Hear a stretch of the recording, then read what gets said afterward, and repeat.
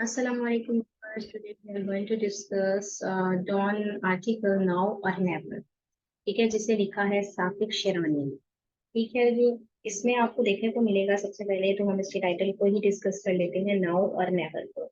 Now होता है अब, और नेवर यानी अब या फिर कभी नहीं। ठीक है, अब हमें देखना ये है कि इस टॉपिक को इसमें शेरानी ने इसको इस तरह से क्यों यूज किया है। ठीक है, तो इसलिए यूज किया है बिकॉज वो इसमें इकोनॉमी के हवाले से बताने जा रहे हैं, पॉलिटिकल क्राइसिस के हवाले से बताने जा रहे हैं कि अगर कुछ ऐसे स्टेप्स हैं जिनको फॉलो ना किया गया तो हमारी इकोनॉमी भी तबाह हो जाएगी, पॉलिटिकल क्राइसिस बेहतर ना किए गए तो वो भी खसारे का शिकार हो सकते हैं।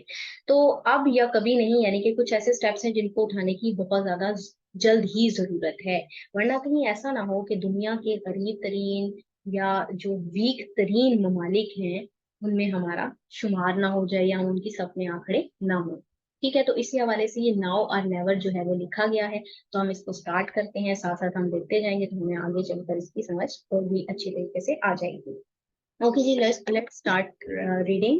The ongoing episode of distress in parts of the US banking industry caused by the rapid rise in interest rates has renewed focus on zombie banks.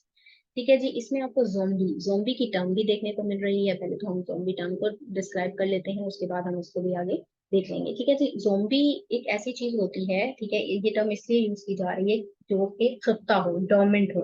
डोमेंट या खिफ्ता किसको कहते हैं? जो कि चीज सोई हुई हो। ठीक है, सोई हुई यानी कि अगर उसके ऊपर वर्क किया जाए, ज्यादा काम किया जाए, कुछ मेहनत की जाए तो हो सकता है वो डेड चीज, वो डोमेंट चीज जो है वो दोबारा से काम में आ जाए। ठीक है, वो दोबारा से अपने काम को बेहतर कर ले। ठीक है, तो इस तरह की जो टर्म होती है, इस तरह की जो स्टेट्स हैं, ठीक है, तो उनके लिए ये टर्म जो है वो इस्तेमाल हो सकती है। ठीक है, जिनकी इकोनॉमी बिल्कुल गिर चुकी है, उन स्टेट्स को हम ज़ोंबी स्टेट्स कह सकते हैं। ठीक है, जो बैंक्स जो हैं वो अच्छे तरीके से काम नहीं कर रहे, डोमेंट हो गए हैं, तो उनके लिए भी हम ज़ोंबी बैंक्स की टर्म यूज कर रहे हैं। तो यहाँ पर भी वो यही बता रहा है। आगे हम इसको रीड कर लेते हैं, पहले पैराग्राफ को, फिर मैं आपको इसको साथ में क्लियर कर दूंगी। Barely surviving, financially undead institutions that have large unrealized losses sitting on their thinly capitalized balance sheets. The term has previously been used for firms are financially unviable but have been kept alive by repeated government bailouts akin to our state-owned enterprises. ठीक है, इसमें यही बताया जा रहा है कि आप देखिए तो यूएस बैंकिंग इंडस्ट्री की वजह से किस तरीके से रैपिड राइज हो रहा है, इंटरेस्ट रेट बहुत ज्यादा बढ़ता जा रहा है। ठीक है, उसके हवाले से जो है वो जोम्बी बैंक्स भी हमें बढ़ते हुए दिखाई दे रहे हैं, क्योंकि इंटरेस्ट रेट भी बढ़ रहा है और मुख्तलिफ जो है इनकी जो शीट्स हैं, इनकी जो बैलेंस शीट्स हैं, कैपिटलाइज बैलेंस शीट्स जो हैं वो जोम्बी बैंक्स की, वो भी बहुत थिन होती जा रही है, उनकी प्रोग्रेस बहुत कम होती जा रही है। ठीक है, और आगे इसकी डेफिनेशन आपको ये डिस्क्राइब किया जा रहा है कि ये टर्म जो है जोम्बी, ये किस हवाले से जो है वो यूज की जा रही थी। Much like zombie banks and firms, can there be zombie countries? अब वो कह रहा है कि zombie banks के हवाले से देखा जाए या zombie countries के हवाले से देखा जाए तो वो ज्यादातर वो कंट्रीज या वो बैंक्स कौन से होंगे? Countries where state breakdown is advanced, where the country has collapsed, which cannot survive their debts and obligations for foreigners, and which can only meet their essential import needs by handouts and bailouts from increasingly frustrated and a dwindling pool of friendly countries। ठीक है, यानी कि वो अपने countries पे, क्या ऐसी countries जो कि अपनी जो फ्रेंडली कंट्रीज हैं उन पर डिपेंड कर रही हो, जिनकी इकोनॉमी बिल्कुल कोलैप्स हो गई हो, या फिर उनके ऊपर बहुत ही ज्यादा कर्जे चढ़ गए हों, ठीक है, जो कि अपनी असेंशियल जो नीड्स हैं उनको भी पूरा ना कर रहे हों, क्या जोम्बी कंट्रीज उनको कहा जाएगा? यहाँ पर वो सवाल कर रहा है। ठीक है, आगे कर चलते हैं। आगे वो कहता है which are nominally sovereign and independent. Nominally यानी नाम निहाद, या फिर वो countries but only on paper, या फिर वो कंट्रीज जो कि सिर्फ नाम निहाद सॉवरेन है, खुद मुख्तार है, इंडिपेंडेंट है, या फिर सिर्फ ऑन पेपर ही वो इंडिपेंडेंट नजर आ रही है। क्या ऐसी कंट्रीज होंगी हैं? आगे कहता है where are lord swathe of the population has tired of the shenanigans of a corrupt self-serving elites and are seeking a permanent exit from the country। आगे वो फिर से मॉकिंग क्वेश्चन करता हुआ दिखाई दे रहा है और कह रहा है क्या जो बढ़ती हुई पॉपुलेशन है और जो करप्शन की शहनाइयां बजाई जा रही हैं हर तरफ, ठीक है, तो क्या ऐसे में एलिट्स ही कंट्री में रहना चाहिए और जितने भी पुअर पॉपुलेशन है उसको कंट्री छोड़कर चले जाना चाहिए क्या? आगे कहता है where businesses and the affluent होते हैं रिच पीपल, ठीक है, are actively moving their capital abroad, ठीक है। अब जितने भी हैं यहाँ पर एफ्लुएंट बिजनेसेस जो भी हमें नजर आते हैं, वो अपना कैपिटल जो है वो कहाँ शिफ्ट कर रहे हैं, मूव करते हुए दिखाई दे रहे हैं abroad. In other words a country hollowed out, तो कंट्री क्या हो रही है, हॉलोड आउट, यानी खोखली होती जा रही है इन ऑलमोस्ट एवरी सेंस। हर लिहाज से अगर हम देखें तो कंट्री खोखली होती जा रही है by an asset stripping, a rapacious elite involved in internecine conflict, ठीक है। क्योंकि इंटरनेसाइन कॉन्फ्लिक्ट यानी अपने ही आप में अंदरूनी लड़ाई में अंदर ही अंदर हर कोई आपस में लड़ाई में मुलविस है, ठीक है। यहाँ पर लड़ाई नहीं खत्म हो रही, जिसकी वजह से जो कंट्री है, जो उसका सरमाया है, वो खत्म होता जा रहा है, शिफ्ट होता जा रहा है और कंट्री फॉलो होती जा रही है। आगे देखते हैं, if Pakistan comes to mind, ठीक है। अब उसने ओवरऑल जनरल बात की थी कि क्या जब भी जो कंट्रीज हैं या स्टेट्स हैं वो ऐसी कंट्रीज हैं जिनकी कोलैप्स हो गई हो इकोनॉमी, अब वो बेसिकली स्पेसिफिकली किस पे आ गया, पाकिस्तान पे, ठीक है। कहता है पाकिस्तान कम्स टू माइंड, अगर हम पाकिस्तान को माइंड में लेकर आए, so let us first consider N other country with somewhat similar endowments of natural resources and intelligent almighty people that has already crossed the line to fail state status, Lebanon, ठीक है। अब वो कह रहे हैं अगर पाकिस्तान को हम माइंड में लेकर आए तो अनफॉर्चुनेटली मुझे ये कहना पड़ेगा कि जो के मिनरल रिसोर्सेज, नेचुरल रिसोर्सेज या हार्ड वर्किंग पीपल के हवाले से बात की जाए तो इस पाकिस्तान की सिचुएशन कहीं ना कहीं लेबनान से मिलती हुई दिखाई दे रही है। कहीं ऐसा ना हो कि कंपेयर किया जाए लेबनान के साथ पाकिस्तान को, तो पाकिस्तान खुदा ना खास्ता इस सेंस में हमें इस सफ में खड़ा हुआ नजर आए, जो कि लेबनान कंट्री है जिसका स्टेटस क्या है, फेल्ड कंट्री में आ रहा है, ठीक है। ये क्योंकि कोलैप्स हो चुकी है, इसकी इकोनॉमी भी ठीक हो गया। आगे चलते हैं, लेबनान हैज एंड्योर्ड, बर्दाश्त कर रहा है Lebanon decades of in fighting among corrupt factionalized elites who are in power centers and competition for influence among international and regional power brokers. The result has been a fractured polity. Polity होती है इत्तेहाद, ठीक है, a hollowed out economy, deindustrialization, capital flight and brain drain, endemic shortages, widespread poverty, societal breakdown and social chaos, not to mention a full-blown bloody civil war. ठीक है, यहाँ पर क्या बात हो रही है, यहाँ पर ये बताया जा रहा है लिबनान के हवाले से कि वो लिबनान जो है वो डिकेड से जो है वो इन फाइटिंग का ही शिकार है, उसमें वहां पर करप्शन देखने को मिल रही है, वहां पे कंपटीशन है, ठीक है, इंटरनेशनल रीजनल पावर ब्रोकर्स नजर आ रहे हैं, ठीक है। क्वालिटी भी वहां पे क्या है, फ्रैक्चर्ड हो चुकी है, इकोनॉमी भी कोलैप्स हो चुकी है, डी इंडस्ट्रियलाइजेशन है, कैप्टन उनका फ्लाइट करके मूव ऑन कर गया है दूसरे कंट्रीज में, ठीक है, उनका सरमाया खत्म हो रहा है, ब्रेन ड्रेन हो रहा है। ब्रेन ड्रेन क्या होता है, ब्रेन ड्रेन एक ऐसी टर्म है जो यूज की जाती है, यानी कि आपके कंट्री के इंटेलिजेंट लोग मूव ऑन करके कहाँ चले जाएं, दूसरे कंट्री में चले जाएं, तो आपका सरमाया दोनों तरह से शिफ्ट हो रहा है दूसरी जगह पर। किस तरह शिफ्ट होएगा, क्योंकि जब लोग चले जाएंगे, एक तो इंटेलिजेंट लोग, एक आपकी अफराधी कुव्वत वहां जा रही है, दूसरे सेंस में आपके पास कैपिटल भी फ्लाइट कर रहा है, एक सरमाया भी आपका वहां चला जा रहा है, तो इस तरीके से जो है वो एक सिचुएशन बैड जो है वो क्रिएट हो रही है। अब ये लेबनान के हवाले से हम बेसिकली देखते हैं, ठीक है। आगे endemic shortages and wide spread poverty भी है, तो एक प्रॉपर सोशल कियोस्क जो है वो नजर आ रहा है, और जो है वो एक एक तरह की ये, हम ये नहीं कह सकते कि ये एक मतलब फुल ऑन तो हम ये नहीं कह सकते कि ये एक सिविल वॉर है, एक ब्लडी सिविल वॉर है, बट फिर भी ये एक तरह का सिनेरियो जो है वो सिविल वॉर का पेश कर रही है।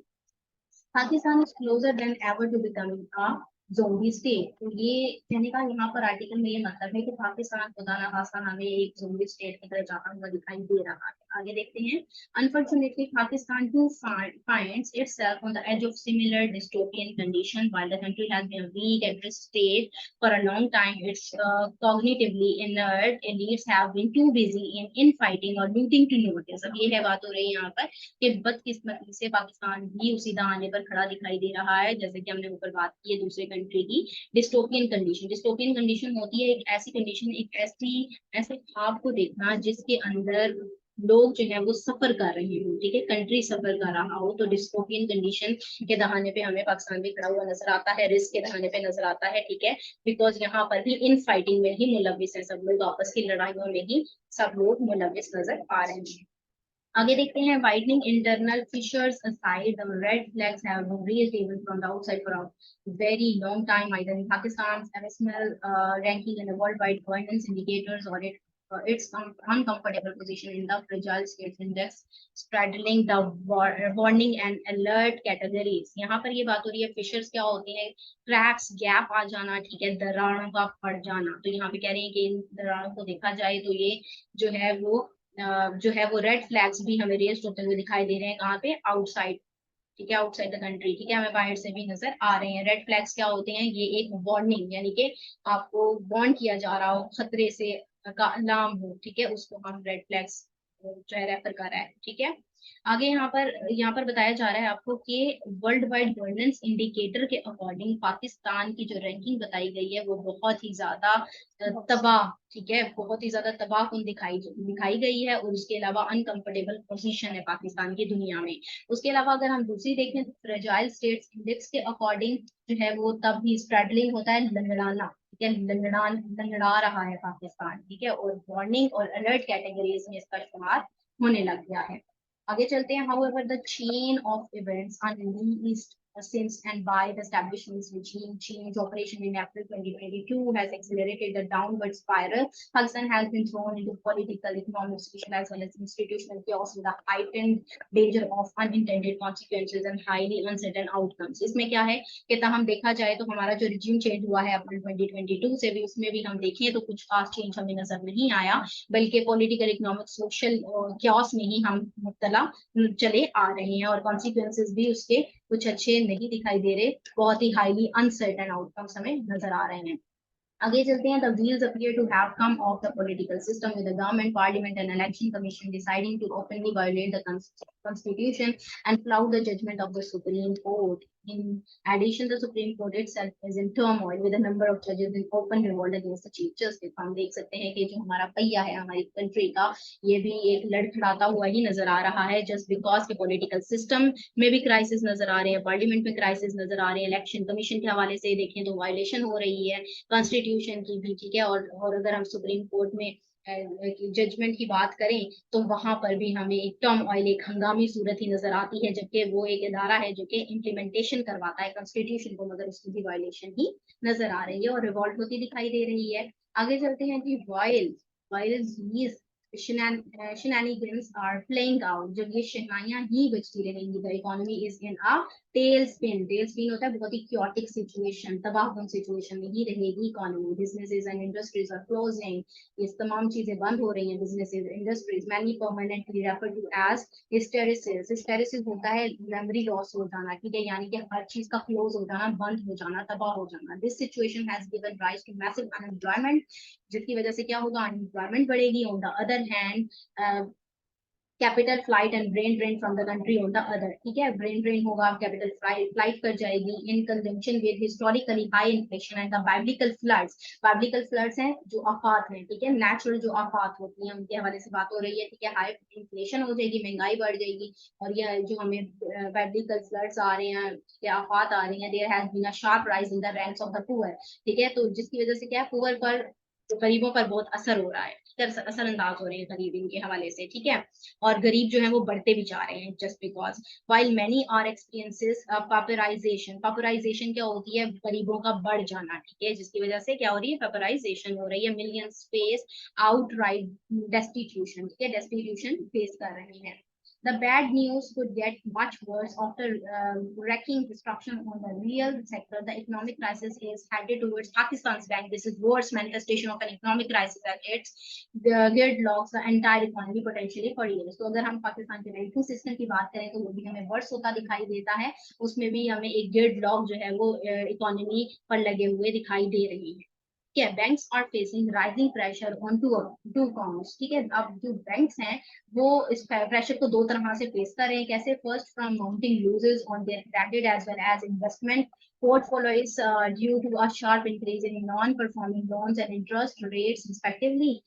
Second, from the largest borrower in the system potentially going capital, ठीक है, फर्स्टली ये है कि उनके पास इतने पैसे ही नहीं है, इन्वेस्टमेंट ही नहीं है, ठीक है, और इंटरेस्ट रेट भी बढ़ता जा रहा है, तो इस हवाले से वो काफी ज्यादा प्रॉब्लमेटिक सिचुएशन से गुजर रहे हैं कि वो लोन्स ना तो दे सकते हैं और ना ही ले सकते हैं, ठीक है, और सेकंड में भी यही आपको बताया जा रहा है कि बारोवर सिस्टम भी उनका खराब होता जा रहा है, यानी वो किसकी तरफ जा रहा है, कैपिट की तरफ जा रहा है। कैपिट क्या होता है, मकफल हो जाना, चीजों को कब बंद हो जाना, ठीक है, चीजों प्रोग्रेस ना होना। आगे देखते हैं जी, government borrowing from the bank system account for almost 70% of the latest total lending and 92% of its entire deposit based 10 years ago the figures were 62% and 81% respectively. Each T-bills auction requires a massive prior injection of liquidity by the state bank to allow banks to be able to lend to the government. This is an untenable situation which is being made worse each passing day by the political impasse. ठीक है, इसमें आपको ये बताया जा रहा है कि बोरोइंग सिस्टम बैंक अकाउंट की अगर बात की जाए तो ऑलमोस्ट उसका जो आपको सिस्टम बताया गया टोटल लैंडिंग वो 70% था, 92% डिपॉजिट बेस्ड था, और 10 सालों पहले अगर हम देखें तो उसका फिगर 62% और 81% रिस्पेक्टिवली हमें मिलता है। और टी बिल्स क्या होते हैं? टी बिल्स होते हैं, टी बिल्स ऑप्शन के हवाले से बात यहाँ पे की जा रही है कि जब भी गवर्नमेंट ने कुछ उधार लेना होता है, कोई लोन लेना होता है, तो बैंक को अलाउ करना होता है कि हमें इतने पैसों की जरूरत है, मगर यहाँ पर बहुत ही क्योटिक सिचुएशन है और इस हवाले से उन चीजों को फॉलो नहीं किया जा रहा, जिसकी वजह से हमें पॉलिटिकल इम्पास जो है वो देखने को मिल रहा है। ठीक है, with Pakistan facing unprecedented challenges and pressure across a broad front, the critical question is, can the dire situation be turned around or is it too late? तो इस चैलेंजेस को देखते हुए पाकिस्तान जो फेस कर रहा है, तो क्वेश्चन ये बनता है, ये सवाल पैदा होता है कि क्या अभी भी चेंज लाया जा सकता है, क्या अभी भी कुछ किया जा सकता है, या बहुत देर हो चुकी है? And equivocal and immediate return to constitutional rule and the rule of law is only way forward. ठीक है, तो इसका एक ही हल है कि किसको फॉलो किया जाए? रूल ऑफ लॉ हो, तभी हम इसको बेहतर बना सकते हैं इन सब चीजों को। The timely holding of free and fair election by credible and natural setup and the transfer of power without impediment और conditions to the elected civilians government will diffuse the multiple pressure that have built up. ठीक है, तो अगर properly election कर दिए जाए कि government change ना हो बार बार और इस तरीके से क्राइसिस ना पैदा हो, तो इन चीजों को बेहतर बनाया जा सकता है, इन क्राइसिस को कम किया जा सकता है। Unconstitutional measures to delay elections and prop a discredited and failed setup or extra constitutional measures to impose a technocrat government will only deepen the fissures and not lead to either political or economic stability. अगर इसी तरह होता रहा, लड़ाई झगड़े चलते रहे और किस किस्म की सॉलिडेरिटी ना हुई और अनकॉन्स्टिट्यूशनल मेजर्स ही होते रहे, तो हम क्या करेंगे? हम सिर्फ और सिर्फ फिशर्स को ही बड़ा करते रहेंगे, यानी गैप्स ही बड़ा करते रहेंगे। हम हमारे पास पॉलिटिकल या इकोनॉमिक स्टेबिलिटी कभी भी नहीं आएगी। Ultimately, however, the answer revolves less around what needs to be done and more around who will step up. Who amongst the current actors on stage will be able to rise above petty egos and self-interested behavior, however destructive to the national and institutional case, and take a stand for the following constitutional path. ठीक है, यहाँ पर ये पूछा जा रहा है कि कौन है जो खड़ा होगा, कौन सा एक्टर है जो करंटली स्टेज पर आएगा, अपनी पैटी इगोस को जो है वो साइड पर रखेगा, अपने सेल्फ इंटरेस्टेड बिहेवियर को साइड पर करेगा और डिस्ट्रक्टिव सिचुएशन से मुंह को निकालेगा। ऐसा कुछ होना चाहिए, इस चीज की जरूरत है, और कौन है जो इस कॉन्स्टिट्यूशनल बात की तरफ हमें लेकर जाएगा? Sadly, if even brother judges of Supreme Court cannot demonstrate the requisite behavior at a moment of extreme national peril, then it is expecting too much from the other lower caliber players involved. ठीक है, जबकि होना तो यही चाहिए था कि supreme court के हवाले से बताया जा रहा है कि उनको ये चीजें जो करनी चाहिए थी और इस तरह के बिहेवियर को कंट्रोल में लाना चाहिए था, मगर अनफॉर्चुनेटली इसमें लोअर कैलिबर प्लेयर्स भी इन्वॉल्व हो चुके हैं। So we appear to be well and truly marching to the drum beat of the march of folly. और क्या हो रहा है यहाँ पर? सिर्फ और सिर्फ एक ड्रम बीट ही बजाई जा रही है फुलिश पीपल की तरह।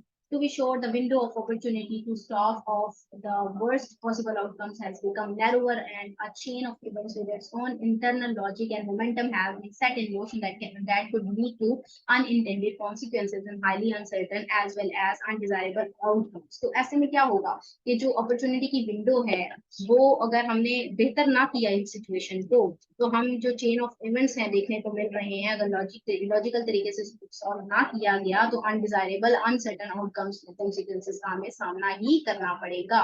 Each passing day brings us closer to the edge. If Pakistan is to avoid Lebanon's fate, the time is to act has already run out. तो हर गुजरते दिन के साथ पाकिस्तान तबाही के दहाने पर खड़ा होता हुआ दिखाई दे रहा है, दहाने तक पहुंचता जा रहा है, आहिस्ता आहिस्ता जाता जा रहा है। तो अगर पाकिस्तान वाकई लेबनान की फेट जैसी किस्मत जो है वो अपने नहीं रखना चाहता, बनाना नहीं चाहता, तो यही वक्त है कि पाकिस्तान रन आउट करे, काम करे, यहाँ के लोग मिल बैठे और इस चीज को बेहतर करें। तो यही है नाउ और नेवर, अभी या कभी नहीं, अभी स्टेप उठाएं या फिर कभी नहीं। तो ये था जी इसका थीम, सारा क्रिटिकल एनालिसिस। अगर ये आपको पसंद आया है तो काइंडली इसको लाइक करें, शेयर करें। Thank you very much. Allah Hafiz.